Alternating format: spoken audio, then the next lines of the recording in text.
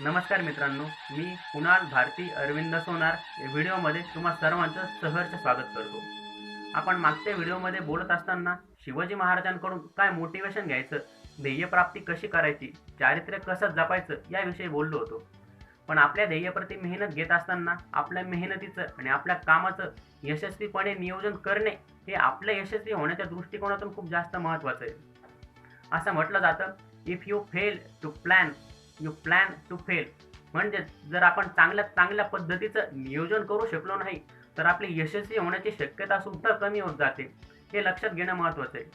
आज आपल्यापैकी बरेच जण पदवी झाल्यानंतर मॅनेजमेंटच्या अभ्यासक्रमाला प्रवेश घेतात. किंबहुना पदवी होईपर्यंत एक दोन विषय असे नक्कीच असतात जे मॅनेजमेंटशी संबंधित असतात. आपण एखाद्या कंपनीमध्ये जरी पाहिलं तरी वर्करची शारीरिक मेहनत खूप जास्त असते, पण पगार मात्र मॅनेजरला जास्त असतो. यामागचं एकमेव कारण म्हणजे मॅनेजमेंट. आज प्रत्येक क्षेत्रात business, banking, hotel, engineering, company सगळीकडेच मॅनेजमेंटचं खूप जास्त महत्त्व आहे. मग आता शिवाजी महाराजांकडून आपण मॅनेजमेंट शिकत असताना, शिवाजी महाराजांचं मॅनेजमेंट कसं होतं ते जाणून घेत असताना एक गोष्ट आपण इथं लक्षात ठेवली पाहिजे. शिवाजी महाराजांना आयतं काहीही मिळालेलं नव्हतं. त्यांनी जे काही उभं केलं, जे काही स्वराज्य, साम्राज्य उभं केलं, ते सगळं शून्यातून उभं केलेलं आहे, हे लक्षात घेणं महत्त्वाचं आहे. पण शिवाजी महाराज नेमकं या सर्व गोष्टीत यशस्वी का झाले, त्याचं कारण काय होतं, याचे मी दोन कारणं सांगेन. पहिलं कारण म्हणजे शिवाजी महाराजांची गुप्तहेर व्यवस्था. अगदी सर्वोत्तम गुप्तहेर शिवाजी महाराजांकडे होते. आणि दुसरं आणि महत्त्वाचं कारण जे आज आपण बोलणार आहोत ते मॅनेजमेंट, नियोजन, परफेक्ट मॅनेजमेंट आणि परफेक्ट प्लॅनिंग. शिवाजी महाराजांच्या अष्टप्रधान मंडळात रामचंद्र पंत अमात्य नावाचे मंत्री होते.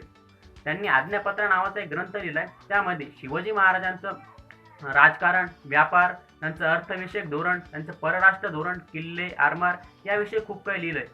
तर या ग्रंथातले जे प्रिन्सिपल्स, जे तत्व सांगितलेले आहेत ना, ते आज आपल्याला 21व्या शतकाच्या दृष्टिकोनातून सुद्धा तंतोतंत लागू होतात. एवढा महत्त्वाचा ग्रंथ आहे. आजच्या सगळ्या मॅनेजमेंटच्या कन्सेप्ट, ज्या सगळ्या संकल्पना शिकवल्या जातात त्या अगदी तशाच्या तशा शिवचरित्रात आपल्याला पाहायला भेटतात, उदाहरणासहित पाहायला भेटतात. आज मॅनेजमेंट शिकत असताना सर्वात पहिली आणि महत्त्वाची एक बेसिक कन्सेप्ट शिकवली जाते, स्वॉट ॲनालिसिस. SWOT या चार गोष्टी म्हणजे स्ट्रेंथ, विकनेस, अपॉर्च्युनिटी आणि थ्रेट्स. या चार गोष्टींवर जर आपलं यशस्वी पद्धतीने नियंत्रण असलं, आपली मजबूत पकड असली तर चांगलं नियोजन करता येतं आणि यशस्वी होता येतं. यातली पहिली गोष्ट स्ट्रेंथ. स्ट्रेंथ म्हणजे आपली ताकद काय, आपल्या पॉझिटिव्ह पॉईंट्स काय, आपल्याकडे काय आहे हे ओळखणे सगळ्यात महत्त्वाची गोष्ट आहे. शिवाजी महाराजांनी स्वतःची स्ट्रेंथ ओळखली होती, स्वतःचे पॉझिटिव्ह पॉईंट ओळखले होते. त्यांची स्ट्रेंथ काय होती, ही त्यांची स्ट्रेंथ होती इथला सह्याद्री, इथले दऱ्या खोऱ्या, गड किल्ले, नदी नाले सगळं.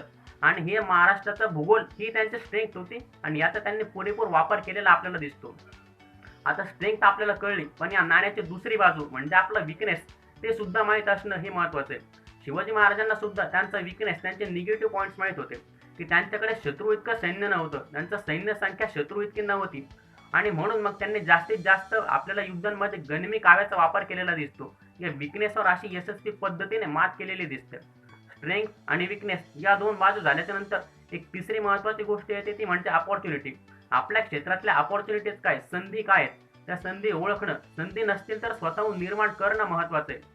ज्यावेळेस आपल्या स्वराज्याची हद्द, शिवाजी महाराजांची स्वराज्याची हद्द समुद्रापर्यंत गेली, त्यावेळेस ज्या समुद्रातल्या परकीय सत्ता होत्या, इंग्रज, पोर्तुगीज, फ्रेंच, सिद्धी या सर्वांसोबत आपला संघर्ष निर्माण झाला. पण मग हे या स्वराज्यासाठी संकट न मांडता याचं रूपांतर शिवाजी महाराजांनी संधीमध्ये केलं. त्यांनी स्वतःचं आरमार उभं केलं. आणि म्हणून आज 350 वर्षानंतरही भारतीय आरमाराचे जनक, the father of Indian navy म्हणून छत्रपती शिवाजी महाराज हे एक नाव आपल्याला गुगल दाखवतं. आता या तिन्ही गोष्टी झाल्याच्या नंतर चौथी आणि एक महत्त्वाची, ज्या गोष्टीकडे आपण दुर्लक्ष करतो अशी गोष्ट, ती म्हणजे भविष्यकाळात येऊ शकणारे आपल्या संकट, थ्रेट्स काय, भविष्यकाळात येऊ शकणारी विपरीत परिस्थिती, त्यांचं कसं नियोजन करायचं, त्यांना कसं तोंड द्यायचं हे आपण आत्ता ठरवलं पाहिजे, आत्ता लक्षात घेतलं पाहिजे. तर या थ्रेट्सचं शिवाजी महाराजांच्या मॅनेजमेंटमधून एक सर्वोत्तम उदाहरण मी सांगेल, ते म्हणजे पन्हाळगडचा वेढा. आपल्यापैकी बऱ्याच जणांना अशी शंका नक्की येत असते की शिवाजी महाराज त्या पन्हाळगडच्या वेळेत कसं काय अडकले. सिद्धिजेवर 60,000 सैन्यानिशी स्वराज्यावर चालून येतो हे शिवाजी महाराजांना माहिती नव्हतं का, तरी सुद्धा ते का वेड्यात अडकले. तर त्याचं उत्तर इथं या मॅनेजमेंटमध्ये, या थ्रेट्सच्या, संकटांच्या मॅनेजमेंटमध्ये त्याचं उत्तर आपल्याला भेटतं. त्यावेळची जी परिस्थिती होती तेव्हा पन्हाळगड हा आपल्या स्वराज्याच्या सरहद्दीवरचा किल्ला होता आणि सिद्धिजेवरचं येणारं 60,000 सैन्य सरहद्दीवरच थांबवून ठेवायचा असेल, त्यांना स्वराज्यात घुसू द्यायचं नसेल, तर या अर्थाने शिवाजी महाराज स्वतःहून आणि नियोजनपूर्वक पन्हाळगडच्या वेढ्यात अडकलेले दिसतात. हे आपण आज अभ्यास करताना, इतिहासाचा अभ्यास करताना ही मॅनेजमेंट आपण समजून घेतलं पाहिजे. पण शिवचरित्रातून मॅनेजमेंट काय शिकायचं, प्लॅनिंग काय शिकायचं, तर त्याचं उत्तर एका वाक्यात मी सांगतो. हजारो तलवारींचं युद्ध एका वाघनखावर जिंकून देतं ते, आणि ते तुमचं मॅनेजमेंट, ते तुमचं प्लॅनिंग. आज ही प्लॅनिंग करत असताना आपण 2 पातळींवर, 2 लेवलवर प्लॅनिंग करतो. पण असंच्या असं शिवाजी महाराजांनी सुद्धा केलेलं आपल्याला दिसतं. मायक्रो प्लॅनिंग आणि मॅक्रो प्लॅनिंग. पहिलं मायक्रो प्लॅनिंग म्हणजे सूक्ष्म नियोजन, अगदी छोट्या छोट्या गोष्टींचं नियोजन, ज्याकडे कोणाचं लक्ष सुद्धा जाणार नाही अशा गोष्टींचं नियोजन. शिवाजी महाराज ज्यावेळेस अफजल खानाच्या भेटीसाठी जात होते, त्यावेळेस त्यांनी स्वतःची दाढी सुद्धा बारीक केली होती. एवढी बारीक की अफजल खानाने दाढी हातात धरायची म्हटली तर त्याच्या हातात येऊ नये. हे आहे सूक्ष्म नियोजन, मायक्रो प्लॅनिंग. पण आता दुसऱ्या बाजूला मॅक्रो प्लॅनिंग काय होतं, मोठ्यात मोठं विस्तारपूर्वक नियोजन काय होतं. अफजल खानाची जिथं छावणी होती त्या छावणीच्या बाहेर शिवाजी महाराजांनी स्वतःचे सरदार पेरून ठेवले होते. ज्यावेळेस प्रतापगडावरून तोफांचा आवाज येईल त्यावेळेस अकस्मात छावणीवर हल्ला करायचा आणि युद्ध करायचं, छावणी लुटून घ्यायची. हे मॅक्रो प्लॅनिंग आहे, हे विस्तारपूर्वक नियोजन आहे. अफजल खानाला मारण्यासाठी फक्त 1 ते 2 मिनिट लागले असतील शिवाजी महाराजांना, जास्तीत जास्त 1 ते 2 मिनिट. पण या 1 ते 2 मिनिटांच्या यशस्वीतेसाठी मागचे 6 महिने शिवाजी महाराज नियोजन करत होते. हे कोण लक्षात घेतं. हे आहे आपण, आपल्याला फक्त राजांचं यश दिसतं, आपल्याला एखाद्या मोठ्या व्यक्तीचं यश दिसतं, पण त्या यशामागे त्यांनी केलेलं प्लॅनिंग हे आपल्याला दिसत नाही. ही शिवाजी महाराजांचं मॅनेजमेंट पाहत असताना त्यांचा आत्मविश्वास सुद्धा लक्षात घेण्यासारखी गोष्ट आहे. फक्त आणि फक्त अफजल खानाला मारणे, त्याच्या सैन्याचा पराभव करणे इथपर्यंत ते मर्यादित नव्हतं. तर पुढच्या 18 दिवसात, फक्त 18 दिवसात पन्हाळगड पर्यंतचे सगळे किल्ले जिंकणे, सगळा मुलूक आपल्या ताब्यात घेणे, इथपर्यंत हे प्लॅनिंग होतं. इथं आपण राजांचा आत्मविश्वास किती मोठा आहे की मी अफजल खानाला मारणारच, 100% मारणारच, आणि फक्त मारून थांबणार नाही तर पुढचे किल्ले सुद्धा जिंकणार. इतका आत्मविश्वास स्वतःवर आहे, इतका आत्मविश्वास स्वतःच्या प्लॅनिंगवर, स्वतःच्या मॅनेजमेंटवर आहे, स्वतःच्या माणसांवर आत्मविश्वास आहे. पण हे मॅनेजमेंट अंमलात आणत असताना धैर्य, संयम ही खूप मोठी शिकवण शिवाजी महाराज आपल्याला देतात. जोपर्यंत अफजल खान प्रतापगडच्या पायथ्याशी येत नाही, जोपर्यंत त्या शामियानात दाखल होत नाही, तोपर्यंत त्यांनी अफजल खानाला कुठेही विरोध केलेला दिसत नाही, कुठेही त्याच्यावर हल्ला केलेला दिसत नाही. हा संयमाची गोष्ट आहे. पण एकदा का अफजल खान कचाट्यात सापडला की त्याला जिवंत सोडायचं नाही, हे सुद्धा ठरलेलं होतं. हे सुद्धा मॅनेजमेंटचा भाग होता. पण आता एवढं कळल्याच्या नंतर अजून एक गोष्ट आहे ज्याकडे सर्वांचं दुर्लक्ष होतं, ती म्हणजे टायमिंग साधणे. मॅनेजमेंटवर काम करत असताना टायमिंगचं खूप जास्त महत्त्व आहे. आपण कल्पना करा की अफजल खानाने शिवाजी महाराजांवर वार केला आणि त्यावेळेस 1 ते 2 सेकंद हा फक्त एवढाच टाइम होता की शिवाजी महाराजांना अफजल खानावर प्रत्युत्तर द्यायला, त्याला वाघनखं मारायला. या 1 ते 2 सेकंदाच्या टायमिंगमध्ये स्वतः सावध होणं, एकंदर परिस्थितीचा अंदाज घेणं खूप महत्त्वाचं आहे. इथं जर माणूस गडबडला, इथं जर सावध झाला नाही, तर एका क्षणात अगदी होतं नव्हतं होऊन जातं. ही टायमिंग साधणं महत्त्वाची गोष्ट आहे. आता शिवाजी महाराजांचं मॅनेजमेंट शिकत असताना बरेचसे व्याख्याते, इतिहासकार आग्र्याहून सुटका हे प्रकरण सांगतात. हे आपल्याला चर्चा करायला किंवा विचार करायला खूप सोपं वाटतं की आग्र्याहून सुटका करून आली. पण नेमकं आपण हे प्रकरण वाचत असताना, हा विचार करत असताना आपण औरंगजेबाचा विचार केला पाहिजे.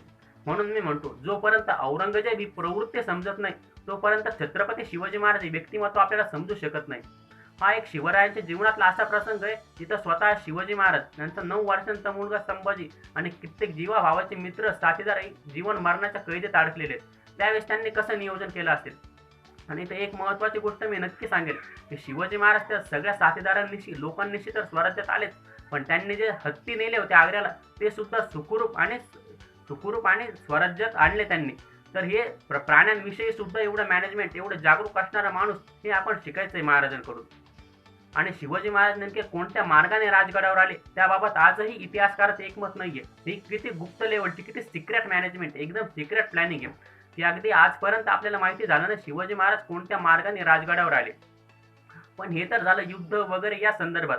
शिवाजी महाराजांनी बाकीच्या क्षेत्रातही मॅनेजमेंट केलेलं आहे, जसं की शेती असेल, महसूल व्यवस्था असेल, खजिना असेल किंवा किल्ले. किल्ले शिवाजी महाराजांकडे 360 किल्ले होते. तर एका किल्ल्याचं मॅनेजमेंट करणं ही खूप अवघड गोष्ट आहे. तर हे त्यांनी कसं केलं असेल, 360 किल्ल्यांचं मॅनेजमेंट करणं ही काही बिलकुल सोपी गोष्ट नाहीये. आणि हे करण्यासाठी त्यांनी स्वतःची टीम बनवली होती. आपल्याला असं प्रत्येक काम मी स्वतः करेल तर असं करून बिलकुल जमत नाही. स्वतःची एक टीम असावी लागते. आपल्या निष्ठावान माणसाची टीम शिवाजी महाराजांनी बनवली, त्याला अष्टप्रधान मंडळ असं नाव दिलं. आणि या सर्वांना त्यांचे हक्क, त्यांच्या जबाबदाऱ्या, त्यांचे कर्तव्य हे सगळं शिवाजी महाराजांनी ठरवून दिलं होतं. आणि एवढंच नाही, तर त्यांनी जर कामचुकारपणा केला काही वेगळं वागले, चुकीचं वागले तर त्यांना शिक्षा सुद्धा ठरवून दिल्या होत्या. हा मॅनेजमेंटचा खूप महत्त्वाचा भाग आहे. तुम्ही पॉझिटिव्ह पॉईंटकडे बघत असताना जर निगेटिव्ह पॉईंट काही घडले तर त्याला शिक्षा काय द्यायच्या, त्याला प्रतिबंध कसा करायचा हे सुद्धा शिवाजी महाराजांनी ठरवलं होतं. अचूक नियोजन, योग्य माणूस, योग्य वेळ आणि योग्य शस्त्र या 4 गोष्टींच्या आधारावर, या 4 गोष्टींवर मजबूत नियंत्रण ठेवून शिवाजी महाराजांनी सगळं मॅनेजमेंट केलेलं आहे. आणि म्हणून ते अचूक त्यांचं मॅनेजमेंट होतं आणि म्हणून त्यांना जास्तीत जास्त यश मिळालेलं आहे. कमीत कमी वेळात कमीत कमी माणसांनी जास्तीत जास्त यश, हेच शिवाजी महाराजांच्या मॅनेजमेंटचं रहस्य आहे. तर मित्रांनो, हा शिवशंभूंचा इतिहास सर्वांपर्यंत पोहोचवणे ही तुमची, माझी, प्रत्येकाची जबाबदारी आहे. या अनुषंगाने व्हिडिओला जास्तीत जास्त सर्वांपर्यंत शेअर करा. पुढच्या व्हिडिओत आपण लवकरच भेटणार आहोत. जय हिंद.